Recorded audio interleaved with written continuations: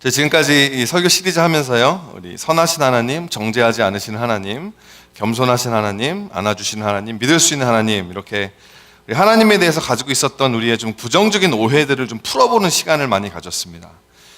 하지만 오늘은 좀 뭘 하기 원하냐면, 우리가 가지는 하나님에 대한 오해 중에서 너무 긍정적이어서 문제가 될 때가 있어요.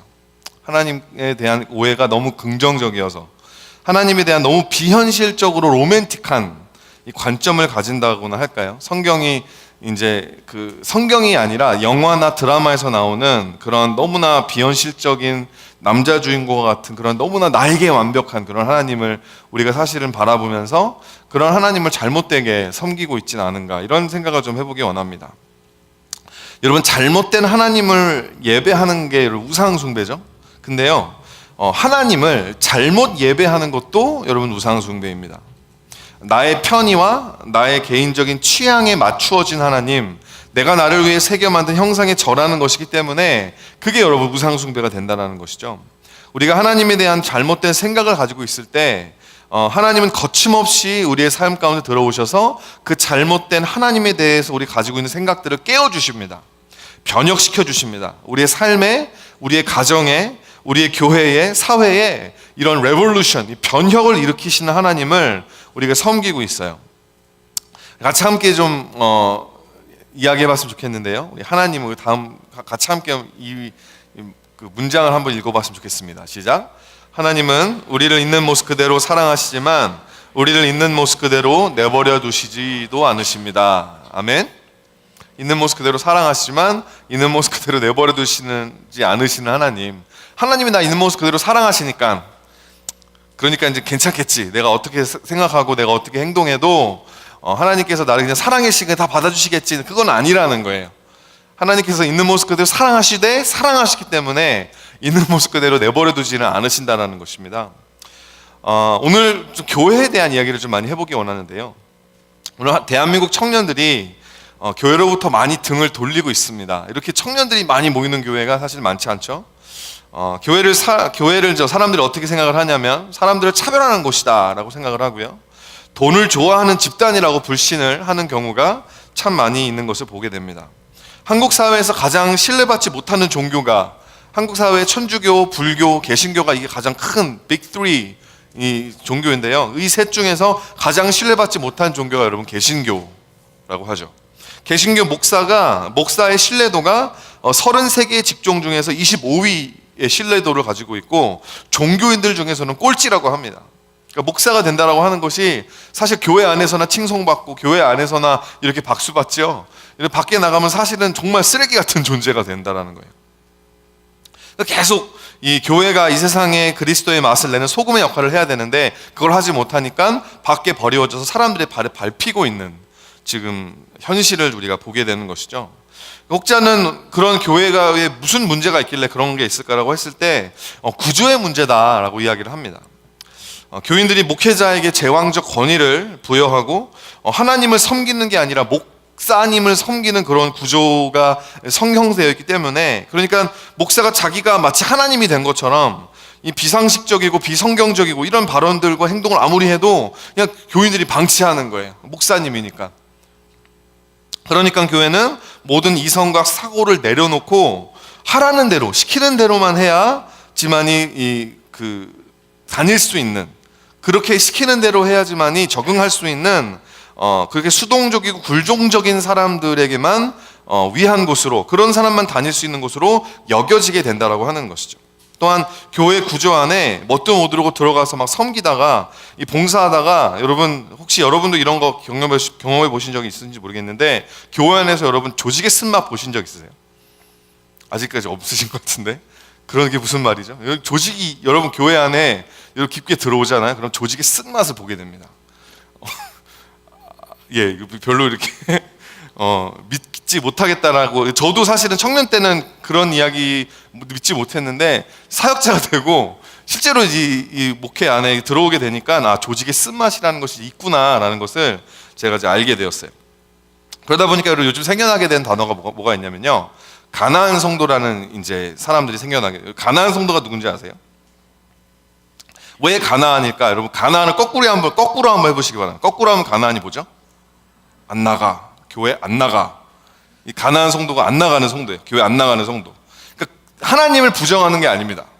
하나님을 믿음에 떠나서가 아니라 교회에 하나님이 보이지가 않는 거예요. 그러니까 교회 안 나가. 안 나가 성교, 거꾸로 해서 가난한 성교가 되는 것이죠. 여기 혹시 이곳에 가난한 성도님들 계신지 모르겠어요.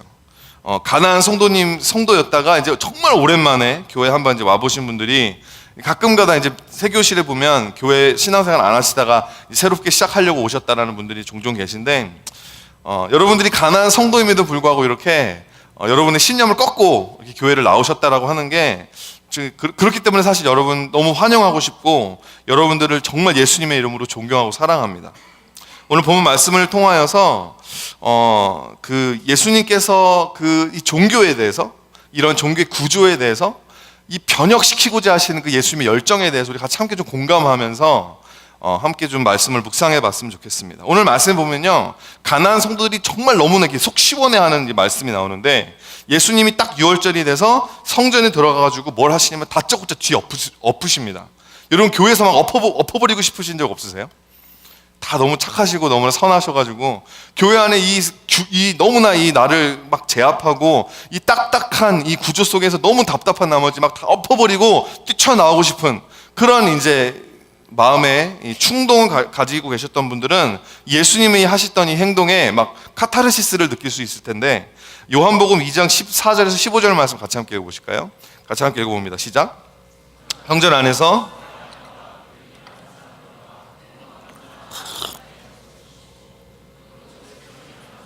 양이나 소를 다 성전에서 내쫓으시고 돈 바꾸는 사람들의 돈을 쏟으시며 상을 엎으시고. 여러분 지금 예수님께서 막 원래는 우리가 사실 생각하는 Sunday School Jesus, 여러분 그런 이미지는 사실 그 양을 이렇게 안고 막 쓰다듬으면서 막 이렇게 웃고 이런 예수님을 사실 우리는 항상 생각을 하잖아요. 그러니까 항상 제너러스 하시고 나이스 하시고 꼭 이렇게 좀 직설적으로 말하고 꼭 돌려서 좀 나이스하게 내 마음에 상처 안 받게 그렇게 말씀하시는 예수님 우리가 항상 생각을 하다가 갑자기 오늘 본문에 나와서는요, 막 다 뒤집어 엎어버리고 채찍으로 노끈을 만들어서 막 같이 사람들을 막 때리면서 쫓아내시는 예수님. 여러분 이 예수님을 우리가 좀 보게 된다라고 하는 것입니다. 여러분 예수님이 지금 뒤집어 엎어버리고 싶어 하시는 게 뭐냐면요, 성전 안에서 재물을 팔고 돈을 바꾸는 장사꾼의 상들이 아니라 사실은 유대교라고 하는 그 종교의 구조를 지금 뒤집어 엎어버리려고 하고 계시는 것입니다. 그래서 오늘 이제 우리가 변혁하시는 하나님에 대해서 세 가지를 볼 텐데요, 첫 번째가 구조적 변혁을 일으키시는 하나님이에요. 구조적 변혁을 일으키시는 하나님. 성전을 정결케 하시는 예수님의 이 사뭇 폭력적인 행동을, 여러분 예수님이 그런 폭력적인 분이셨나 여러분 그렇게 생각하면 안 됩니다. 이거는 사실 상징적인 어떤 퍼포먼스라고 보셔야 돼요. 예수님께서 갑자기 이성을 잃어버려가지고 성전에 들어와서 막 갑자기 난리법석을 이렇게 그냥 예수님도 스스로를 절제 못하셔서 하신 행동이라고 생각하시면 사실 그런 예수님은 우리가 신뢰할 수 없잖아요. 왜 이렇게 지금 아주 의도적인 그 마음의 중심을 가지고 예수님이 이렇게 하고 계신다라는 것이죠. 마치 여러분 안식일날 그 당시 유대인들은 안식일날이 되면 아무것도 할 수 없었어요. 그러니까 일을 하지 않으려고 너무 신경을 쓰다 보니까 안식을 못하게 되는, 안식하려고 너무 신경 쓴 나머지 안식이 안 되는 그런 상황 가운데 있는 그 유대인 그 바리새인들 앞에서 예수님이 일부러 사람을 고치시고요, 예수님께서 일부러 일을 하시고, 예수님께서 일부러 밀밭을 지나가시면서 밀을 비벼가지고 그 안에서 곡식을 꺼내 드십니다. 일부러 그 사람들 보라고. 퍼포먼스죠. To make a point. 여러분 그 당시 유대인들이 하나님을 얼마나 경외했냐면, 하나님을 얼마나 필요 이상으로 경외했냐면, 하나님이라는 이름만 불러도 큰일이 날 것처럼 막 성경을 쓸 때 여호와라는 단어를 쓰기 전에는 항상 목욕을 재개하고 그렇게 멀리 계시고 그냥 고귀한 하나님의 이름인데요, 예수님께서 일부러 유대인들 앞에서 하나님은 아빠다, 지지난주에도 말씀드렸던 것처럼 하나님은 아버지, 너희가 기도할 때 이렇게 기도하라, 하늘에 계신 우리 아버지여라고 기도해라. 여러분 오늘 말씀, 그러니까 예수님께서 이 와가지고 상을 뒤엎으신 이 행동이 여러분 이게 퍼포먼스라는 거예요. 그러니까 what point is he trying to get at? 예수님께서 무슨 말씀을 하고자 하시는 건지 우리가 알기 위해서 우리가 사실 이해해야 되는 두 가지 개념이 있는데요, 피곤하시죠? 오후 4시가 좀 어정쩡한 시간입니다. 좀 졸린 시간이에요. 근데 여러분 좀 잘 이렇게 뾰족한 게 있다면 막 찌르시, 농담입니다. 그렇게까지 하실 필요는 없고, 오늘 좀 이렇게 이 첫 번째 포인트가 살짝 좀 딱딱하게 들리실 수 있어요. 좀 강의처럼 들리실 수 있는데 이해해 주시고 부디 입신하지 마시고 한번 주의 깊게 들어봐 주시길 바랍니다. 여러분, 운동이라고 하는 것이 있고 이 제도라고 하는 것이 있어요. 이 운동은 사람들이 이 세상에서 따르는 가치들이 있죠. 이게 종교가 될 수도 있고 사상이 될 수도 있고 어떤 이념이 될 수도 있고 어떤 비즈니스 마인드가, 어떤 비즈니스 아이디어가 될 수도 있습니다. 이 운동은 세상을 바꾸고 싶어하는 어떤 사람과, 한 특정한 사람과 그 사람을 따르는 추종자들에 의해서 만들어지는 그 운동, 무브먼트예요. 이 무브먼트는요, 자유롭고 엄청나게 역동적입니다. 시간이 지나면서, 근데 여러분 이 무브먼트가요, 이 시간이 지나면서 뭐가 되냐면 이 제도가 되는데, 이거 한 가지 제가 한 이야기가 있는데요. 어떤 교회에 제가 금요 예배 때 한 번 이야기를 했었는데, 어떤 교회가 이제 개척교회를 시작을 한 거예요. 개척교회 안에 예배를 딱 드리려고 하는데 교회 안에 미야오 하고 고양이가 한 마리 들어온 겁니다. 고양이가 들어와가지고, 그러니까 고양이가 들어와서 막 돌아다니니까 사람도 많이 없는데 너무 바더가 되잖아요. 예배를 시작할 수 없어서 담임 목사님이 할 수 없이 이 고양이를 이렇게 내버렸는데 고양이가 또 들어온 거예요. 고양이가 믿음이 좋아서 나도 예배 드리겠다고 이렇게 들어온 겁니다. 그러니까 이제 어쩔 수가 없잖아요. 또 내던지면 또 들어오고 이러니까 고양이를 아예 뒷좌석 의자에다 묶어놨어요. 묶어놓고 예배를 시작했는데, 그래가지고 이제 그 교회가 이제 계속 이제 몇 달 동안 이제 예배가 진행이 되면서 이제 관행처럼 된 것입니다. 그 장로님들이나 집사님들이나 권사님들이 예배가 시작하기 전에 꼭 그 고양이를 가져다가 뒷좌석에다 묶어놓고 예배를 시작하시는 거예요. 그러다가 이제 몇 년이 지나고 했는데 계속 그 고양이는 예배를 드리러 주일날 오고, 그러다가 어느 날 고양이가 교회를 바꾼 겁니다. 교회를 다른 곳으로 옮겼어요. 어느 날 교회에 안 나오는 거예요. 근데 그래서 이제 사람들이 계속 지금 이 운동이, 그러니까 이 무브먼트가 뭐였냐면 고양이가 자꾸 들어오니까 고양이를 묶는 게 운동이 된 거예요. 그것이 근데 그들의 마음속과 머릿속에서 제도화되기 시작되다 보니까 나중에는 이 고양이가 없으니까 예배가 안 된다는 것입니다. 예배가 진행이 안 되는 거예요. 분명히 그 고양이를 묶고 이렇게 해야지 좀 시원한 마음으로 예배를 드릴 수 있을 것 같으니까 고양이가 없으니까 어떻게 했냐면 이제 어떤 장로님 집에 피우는 집고양이를 데려다가 이제 그 뒤에다 끈에다 묶어놓고, 그리고 나서 예배를 편한 마음으로 시작을 하셨다, 이런 이야기가 있거든요. 그 정도로 여러분, 어떤 운동이 시간이 지남에 따라서 제도화되는 것이 사실은 이 불가피한 일이라고 하는 것이죠. 운동은 자유롭고 역동적이지만 반면에 제도는요, 안정을 추구하고 되게 조직적입니다. 안정적이고 조직적이고요. 그리고 운동은 내재적인 운동력을 가지고, 그러니까 어떤 말이냐면 사람들이 막 시키지 않아도 사람들 안에 에너지가 있어요. 어떤 무브먼트 안에 있는 사람들은 야, 너는 이거 하고 너는 이게 아니라 그냥 각자 알아서 할 일을 찾아서 막 그 일을 하기 시작한다라는 것이죠. 반면에 이것이 제도화가 되면서 어떤 일이 일어나게 되냐면 구조를 움직이고 다스리는 규칙이 생기기 시작합니다. 그 규칙을 따르는 것이, 이전에는 그냥 아무나 하고 싶은 사람들이 하던 일들을 이제는 이제 규칙에 따라서 사람들이 하기 시작하고요. 운동은 어떤 특징이 있냐면 밑에서 위로 솟구치는 변화입니다. 그러니까 여러분들 안에서 우리가 정말 말씀을 읽자, 우리가 큐티를 하자라고 하는 운동이 여러분 안에 막 일어나서 그러면 이제 목사들이, 성도들이 막 하자니까 이제 따라가는 그런 게 무브먼트고요. 반면에 제도는 탑다운입니다. 위에서부터 밑으로 내려오는 변화예요. 목회자들이 우리 큐티 합시다, 그런 큐티 운동을 일으켜서 여러분들이 막 이끌려가는, 이게 제도입니다. 운동은 스스로 일을 찾아서 하고요. 제도는 모든 일이 직책화돼. 그러니까 운동은 사실 뭐와도 같냐면 스타트업 비즈니스와도 같은 거예요.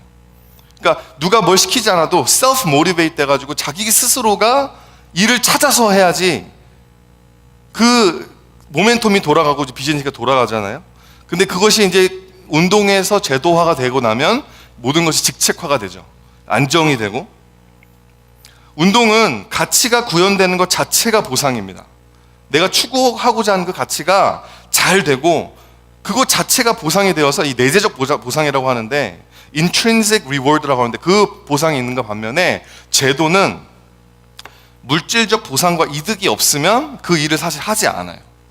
페이를 안 받으면, 내가 그것에 대한 베네핏이 없으면 다른 내가 그 일을 함으로 말미암아 그것이 따라오는 보상과 이득이 없으면 아무것도 안 된다라고 하는 것이죠. 예. 자, 여기까지가 이제 그 강의 파트였는데요. 요거를 우선 여러분 좀 이해하시고 이제 앞으로 말씀을 들으셔야지 될 것 같아서 제가 잠깐 말씀을 드렸습니다. 역사 속에서 몇 가지 예를 들어보면, 여러분 유대교가 어떻게 시작을 하게 되냐면요, 5세기 BC, 주전 5세기에 에스라와 느헤미야 중심의 율법 운동으로 사실 이 유대교가 시작된 거예요. 원래는 우리가 율법으로 돌아가자, 이런 남유다가 죄를 짓고 율법을 지키지 않아서 포로로 잡혀갔잖아요. 포로에서 돌아오고 난 다음에, 야, 우리가 이제는 정말 율법대로 살아야 한다. 우리 이제 율법대로 살지 않았기 때문에 이러한 우리가 벌을 받았으니까 우리가 이제 율법대로 살자라고 하는 그런 마음으로 이제 시작된 그 율법 운동이 나중에 제도화가 되면서 유대교가 되었다고 하는 것이죠. 여러분, 그래서 그 율법대로 살려고 하는 사람들이 이제 오늘 본문에 나오는 이제 그 신약 성경에 많이 나오는 바리새인들, 율법으로 돌아가자, 율법대로 살자, 성전 중심의 예배에서 회당 중심의 예배로 이들이 전환을 하기 시작을 합니다. 그래서 그 피의 제사를 드리는 예배에서 말씀을 읽고 선포하고, 그 피의 제사를 드리는 그런 예배에서 이제는 회당 중심의 말씀을 읽고 그 말씀을 선포하고 그 말씀을 배우는 그런 예배로 전환을 하게 되었는데, 초대교회 예배가 이 유대인들의 이 바리새파 사람들의 예배를 그 유대교의 전통을 고스란히 따르게 된 것이었습니다. 그리고 나서 이제 그 바리새파 그들과 또 사두개파라는 사람들도 있었는데요. 오늘 본문에서 나오는 예수님께서 뒤엎으신 이 상에서 벌리는 돈이 사실 이 사두개파 사람들의 주머니 속으로 다 들어가게 되는 거거든요. 사두개파 사람들이 다윗 시대의 대제사장이었던 사독이라는 사람의 이름에서 유래된 유대교의 종파였는데요. 율법 운동에서 종교로 제도화되어버린 유대교 그 구조 안에 예루살렘 성전 관리를 맡아선 사람들이 바로 이 사두개파 사람들이었다고 하는 것이죠. 그러니까 예수님께서 이 종교화되어버린 그 유대교 안에 그 예수님의 그 구조적 변혁을 일으키시기 위해서 이제 찾아오셔서 다 뒤집어 엎으셨다고 하는 것입니다. 바리새파는 율법주의에 빠지고 사두개파는 돈독이 올라가지고 예배를 이익을 얻는 수단으로 사용할 정도로 타락하고 부패한 유대교를 변혁하게 원하시는 하나님의 의지와 열정이 예수님의 그 퍼포먼스를 통해서 드러나고 있다고 하는 거예요. 그래서 유대교가 이제 타락을 하고 되니까 예수님이 오셔서 이제 그 구조를 변혁시키시려고 하는 것이죠. 그래서 생긴 것이 여러분 기독교잖아요. AD 1세기에 예수 그리스도를 중심으로 그 예수 그리스도를 추종하는 12사도들의 중심에 예수 운동으로 시작된 것이 기독교입니다. 사도행전 17장 6절 말씀 같이 함께 읽어보실까요? 같이 읽어보시면 시작. 천하를 어지럽게 하던 이 사람들이 여기도 이름에. 기독교가 시작되고 여러분 첫 300년 동안은요 그냥 예수 운동이었어요. 제도화되지 않았었습니다. 기독교라고 하는 것이 사실상 없었어요. 어느 정도의 이제 제도화된다라고 하는 것은 이게 뭔가 안정이 되어야지 모여서 회의도 하고 그 다음에 대화를 나눠서 제도도 만들고 하는데, 초대교회 그리스도인들은 핍박당하고 막 도망다니고 숨어다니라고 바빴기 때문에 그럴 여유가 없었습니다. 하지만 운동은 핍박하면 핍박할수록 더욱더 불이 붙고 더욱더 커지기 때문에 이것이 밑에서 위로부터 솟구치는 변화기 때문에 이 로마 제국도 막을 수가 없는 거예요. 한 놈 죽이면 세 놈이 다 나도 예수 믿겠다고 하니까 로마는 기독교를 통제하기 위한 수단으로 아예 기독교를 끌어안아버리는 그런 제도를 사용하게 되죠. 그래서 서기 313년에 콘스탄틴 황제가 전 로마 제국의 기독교 박해를 중지하라라고 하는 명령을 내림과 동시에 기독교를 로마의 국교로 선포해버린 것입니다. 예수 운동이 제도화된 것이 기독교라고 하는 거예요. 제도화가 되면서 기독교를 기독교되게 하는 보편적 교리가 확립이 되게 됩니다. 하지만 이 제도가 시간이 지나면서 성직자들이 영적 엘리트가 되어버리고 종교의 힘으로 사람들을 막 조종하고 예배를 수익 창출의 수단으로 오늘 본문에서 나오는 것처럼 사용하기 시작되었다고 하는 것이죠. 그러니까 하나님이 또 다시 한번 변혁을 일으키실 때가 왔다라고 하는 거예요. 하나님이 또 상을 한번 뒤엎으시죠. 그래서 생겨난 것이 개신교입니다. 1517년 AD에 종교개혁가 중심의 복음운동이 다시 일어나죠. 그때부터 여러분 이 종교개혁가들이 어떤 그 마음속으로 어떠한 생각으로 그 개신교를 세웠습니까? 오직 5가지가 있는데요. 솔라 스크립추라, 오직 성경, 솔라 크리스투스, 오직 그리스도, 오직 은혜, 오직 믿음, 오직 하나님께 영광, 이 5가지 주제를 가지고 이 종교개혁이 이제 시작이 되어서 그때부터 지금까지 개신교의 역사가 이어지게 되었다라고 하는 것이죠. 사랑하는 성도 여러분, 올해가 종교개혁이 시작된 지 500주년이 되는 해입니다. 지금 기독교의 모습은 여러분 어떻습니까? 제가 아까도 말씀드렸지만 교회는요, 청년들로부터 예면당하고 이 사회에서 가장 신뢰받지 못하는 그런 기관이 여러분 되어버렸는데, 여러분 지금 다시 한번 예수 운동이, 그 복음 운동이 조직화되어 버리고 제도화되어 버리면서 굳어져 버린 거예요. 다시 한번 이 구조적 변혁이 필요한 시점에 우리가 오게 되었다고 하는 것입니다. 여러분, 해 아래 새 것은 없습니다. 역사는 인간의 무지하고 어리석은 죄성의 굴레바퀴 속에서 끊임없이 반복하는 것입니다.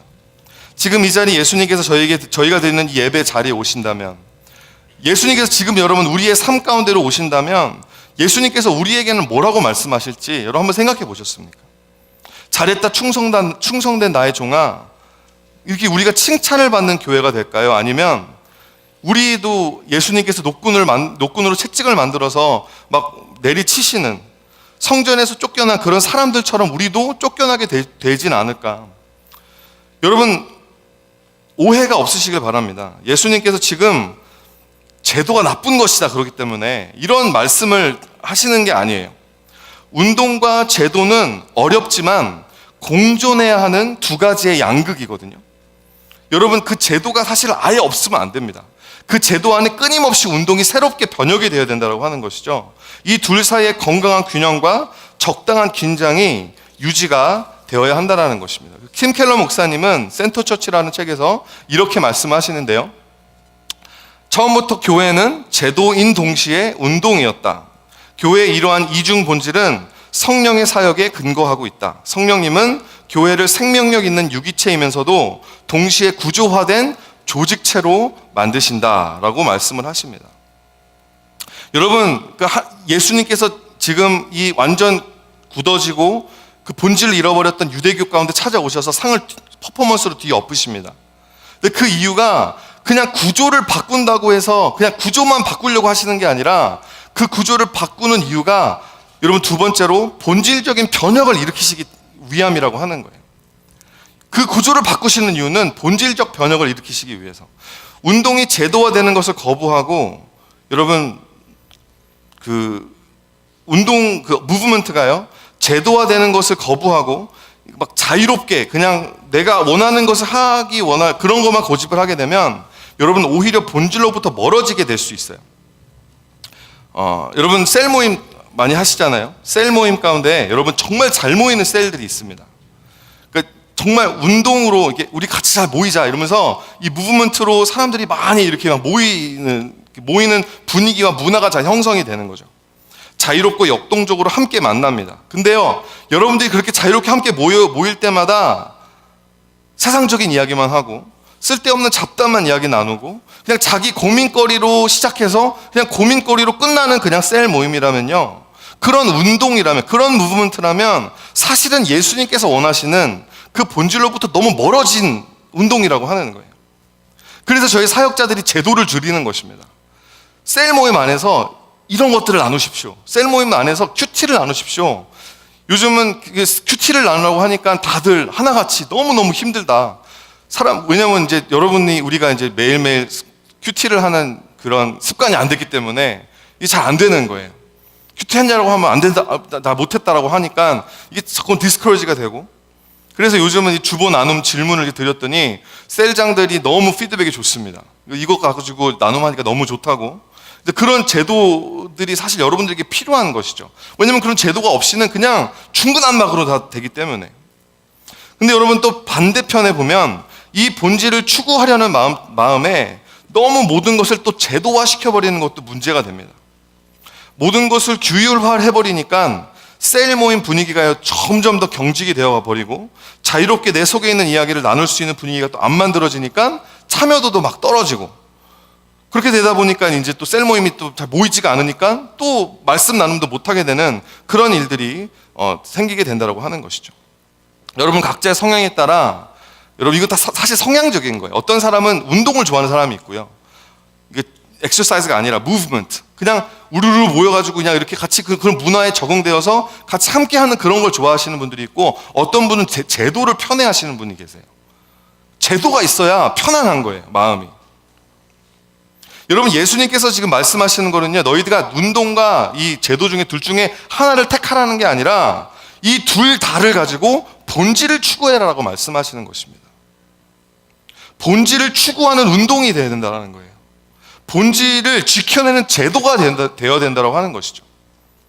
제가 오늘 사실 여러분과 진짜 나누고 싶었던 이야기가 뭐냐면, 그럼 그 본질이 뭐냐는 것입니다. 교회는 왜 존재하냐라고 하는 거예요.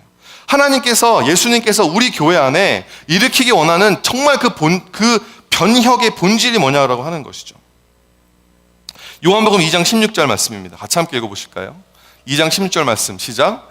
비둘기 파는 사람들에게 이르시되 이것을 여기서 가져가라. 내 아버지 집으로 장사하는 집을 만들지 말라 하시니. 예수님께서 퍼포먼스를 하신 이유는 이 말씀을 하시기 위함이었습니다. 이 말씀을 우리가 마가복음에서 보면 좀 더 자세하고 명확하게 나오는데요. 우리 마가복음 11장 17절 말씀도 함께 읽어볼까요? 시작.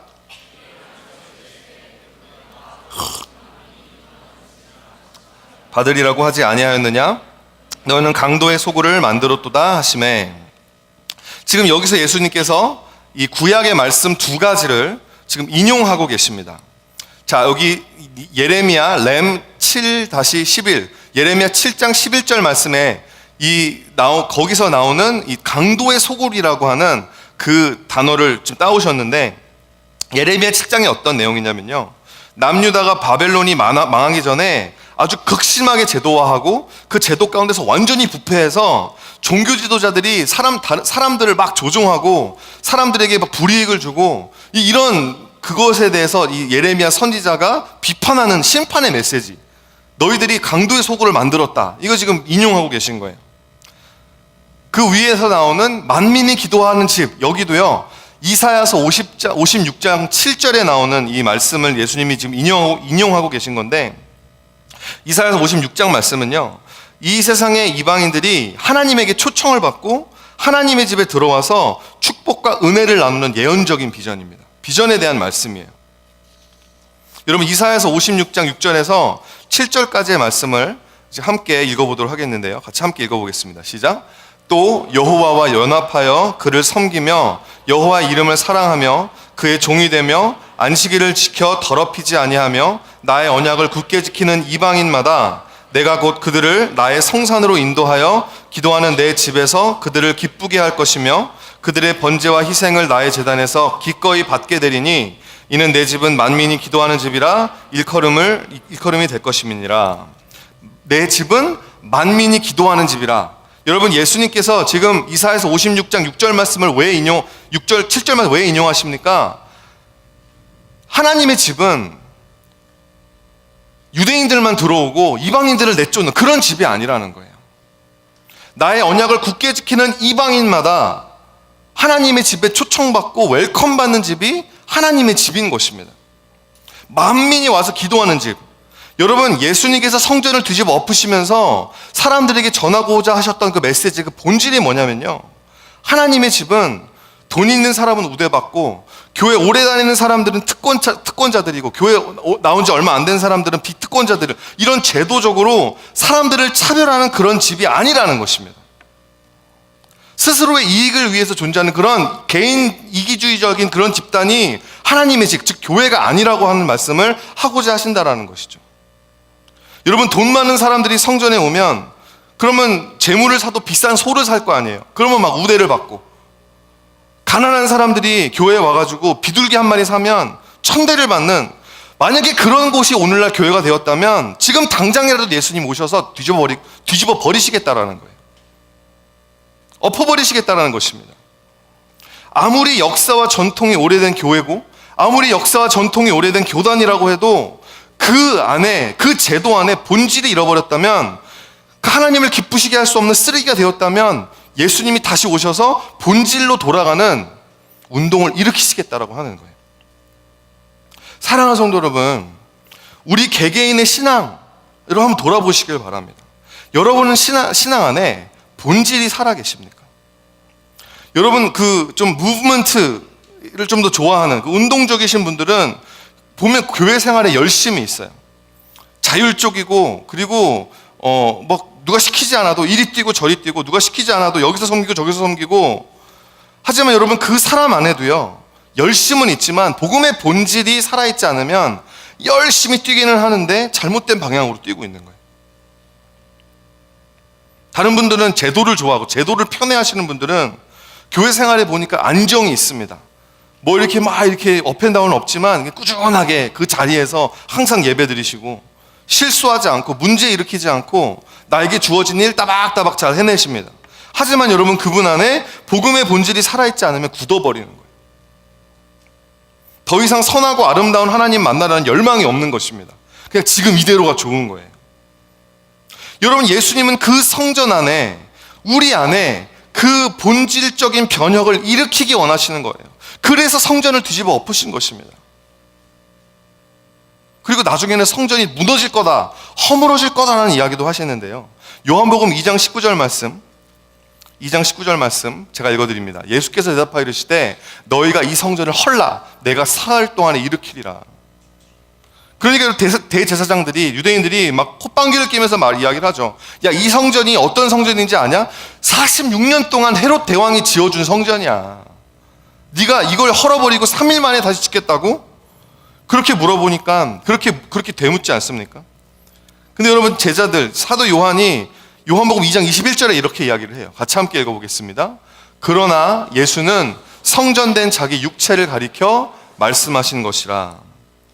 여러분, 이게 무엇을 의미하겠어요? 잃어버린 성전의 본질, 만민의 기도하는 집이 되어야 하는 그 성전의 본질, 지금은 도적의 소굴이 되었는데요, 도적의 소굴이 아니라 성전, 진짜 하나님의 그 기획하신 성전의 본질을 되찾기 위해서 그냥 상징적으로가 아니라 실제로 그 성전을 뒤집어 엎어버리시기 위해서 예수님이 뭘 하셨습니까? 자기 육체를 찢어버리신 거예요. 자기 육체를 허물어 버리신 것입니다. 너희가 이 성전을 헐라. 성전은 그냥 건물 이야기하는 게 아니에요. 예수님의 몸을 이야기하는 거예요. 무슨 말씀하시는 거예요? 나 십자가 못 박아봐라, 너희들이.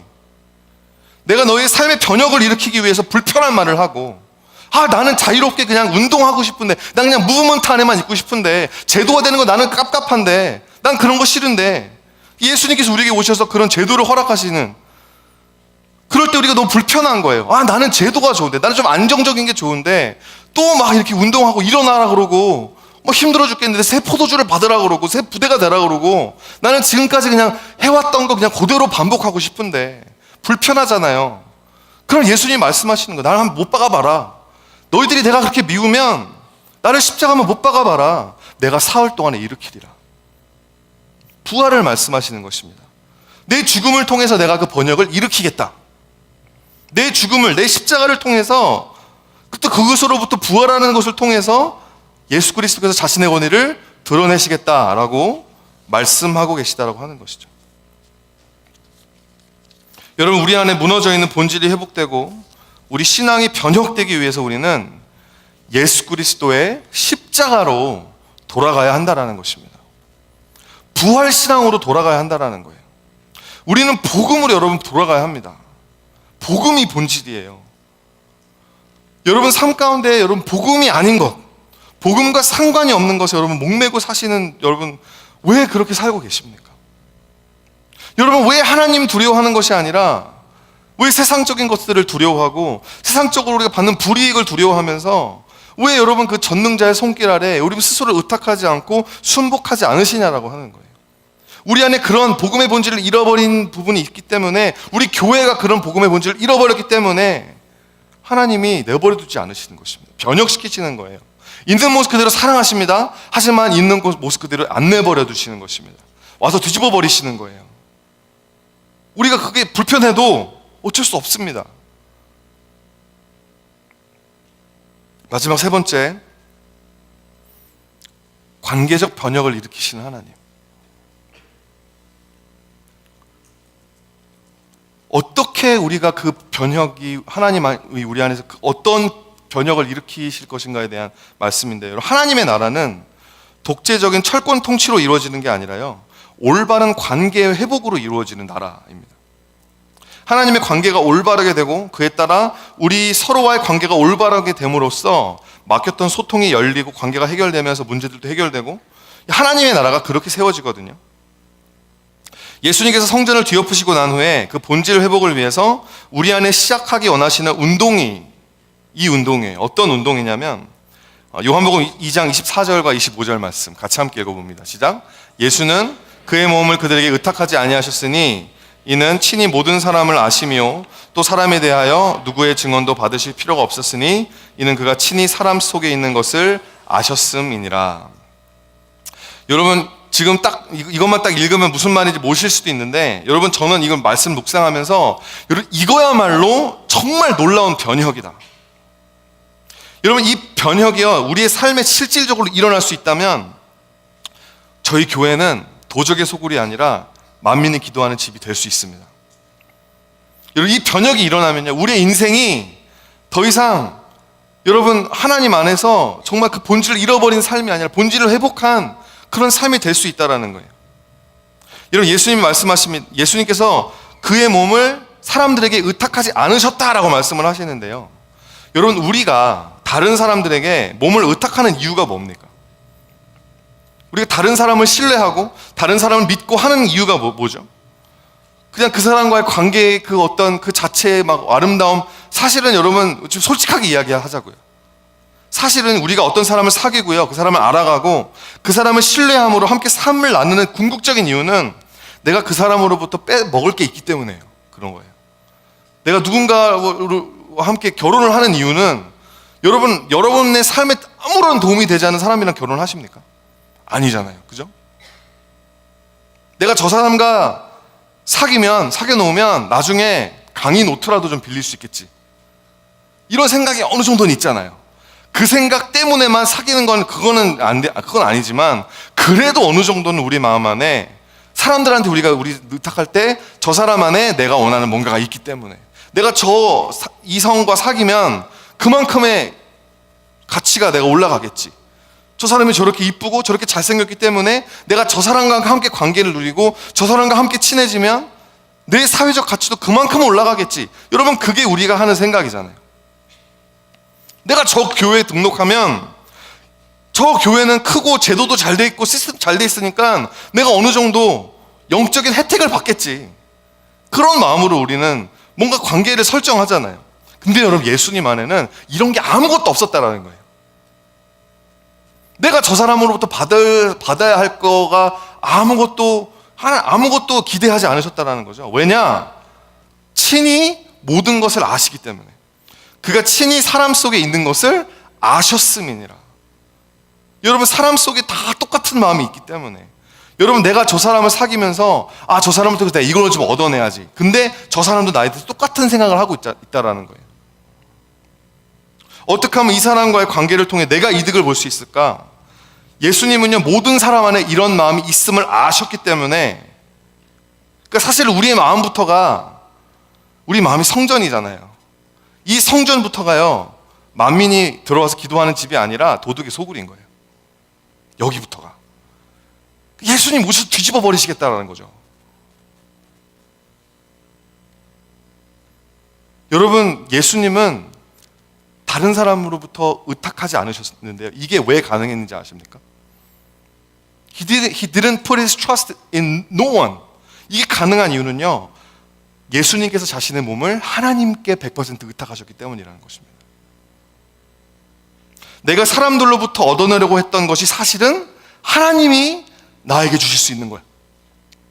거기에 대한 이해가 있으셨다는 거예요. 거기에 대한 믿음이 있으셨다는 거예요. 내가 원하는 인정, 내가 원하는 행복, 내가 원하는 모든 것이 하나님 안에 이미 나에게 주어진, 이미 나에게 은혜로 주어졌다라는 사실을 믿을 수 있을 때 우리는 다른 사람에게 의탁할 필요가 없는 거예요. 근데 여러분, 이게 그러면 이제 인생 나 혼자 사는 거야. 냉소적으로 그게 변화라는 게 아니라요. 예수님 안에 다른 사람에게 의탁하지 않는 마음, 하나님에게 100% 의탁하셨기 때문에 다른 사람을 의탁하지 않아도 되는 마음이 있었기 때문에 가능했던 것이 뭐였냐면요, 요한복음 13장 1절 말씀입니다. 같이 함께 읽어볼까요? 시작. 6월절 전에 예수께서 자기가 세상을 떠나 아버지께로 돌아가실 때가 이른 줄 아시고 세상에 있는 자기 사람들을 사랑하시되 끝까지 사랑하시니라. 끝까지 사랑하시니라. 여러분, 그리고 바로 2절 말씀에요, 마귀가 등장합니다. 마귀가 등장해가지고 가룟 유다 마음 안에 예수님을 팔 생각을 넣어요. 여러분, 그런 사람 여러분 사랑할 수 있습니까? 못 사랑하잖아요. 저 사람은 나를 돈 주고 팔아먹을 사람이야. 도둑 중에 도둑이야. 예수님 안에 그 100%의 신뢰가 하나님 안에 있었기 때문에, 그 하나님 안에 있었기 때문에 정말 인간적으로 생각했을 때는 신뢰할 수 없었던 가룟 유다마저도 예수님은 끝까지 사랑할 수 있었다라고 하는 것입니다. 사랑하는 성도 여러분, 하나님의 사랑을 신뢰할 수 있다면 신뢰할 수 없는 사람을 사랑할 수 있어요. 같이 함께 읽어볼까요? 다시 한번 반복해 봅니다. 시작. 하나님의 사랑을 신뢰할 수 있다면 신뢰할 수 없는 사람을 사랑할 수 있습니다. 믿으십니까? 이게 변혁이에요. 이게 우리가 필요한 변혁이에요. 이게 예수님의 마음. 아까 우리 자매님이 하나님의 마음 회복해달라는 그런 기도를 했다고 하는데, 이게 하나님의 마음입니다. 내가 신뢰할 수 없는 사람을 사랑할 수 있는 마음. 이것이 여러분 역동적으로 우리 안에 운동으로 일어나게 되면 너무 소망해요. 너무너무 소망. 여러분, 신뢰할 수 없는 사람이라고 이라도 내가 품어주고 안아주고 그런 문화가 우리 교회 안에 형성되게 되면, 여러분, 우리 교회가 어떤 일을 할 수 있게 될까? 우리 교회에 하나님께서 어떤 역사를 일으키실까? 저는 너무너무 기대가 됩니다.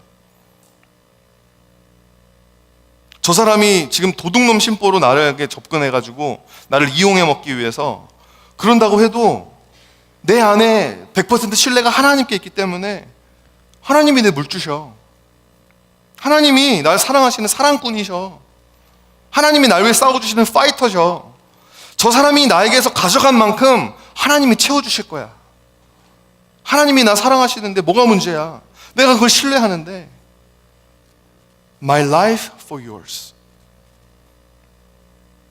사람들이 다 Your life for mine. 나는 너를 이용할 거야. 나는 너를 통해서 나를 채울 거야 라고 하는 사람들만 우글우글거리는 도둑의 소굴과 같은 곳에서, 여러분, 정말 예수님처럼 하나님만 의지할 수 있는 사람, 하나님만 사랑할 수 있는 사람, 하나님을 신뢰함으로 나를 이용해 먹고자 하는 사람까지도 축복할 수 있고 그 사람에게도 내 스스로를 열어줄 수 있는 그런 사람이 되는 공동체가, 그런 운동이 일어날 때, 그런 변혁이 일어날 때 여러분 얼마나 놀라운 일이 일어나겠냐고 하는 것입니다. 여러분, 저희 교회 리더들이 하나님의 사랑을 신뢰함으로 신뢰할 수 없는 사람, 그런 신뢰할 수 없는 세론들을 사랑하고 품어주기 시작할 때 우리 교회가 도적의 소굴에서 만민이 기도하는 집으로 그런 본질적인 변혁이 일어나게 될 줄 믿습니다. 여러분의 삶 가운데서도 그런 일들이 여러분 일어나게 되기를 여러분 정말 축원드리면서 오늘 말씀을 마치기를 원합니다. 여러분 같이 함께 공동체 기도로 주님 앞에 나아가기 원합니다. 찬양팀 앞으로 나와주시고요.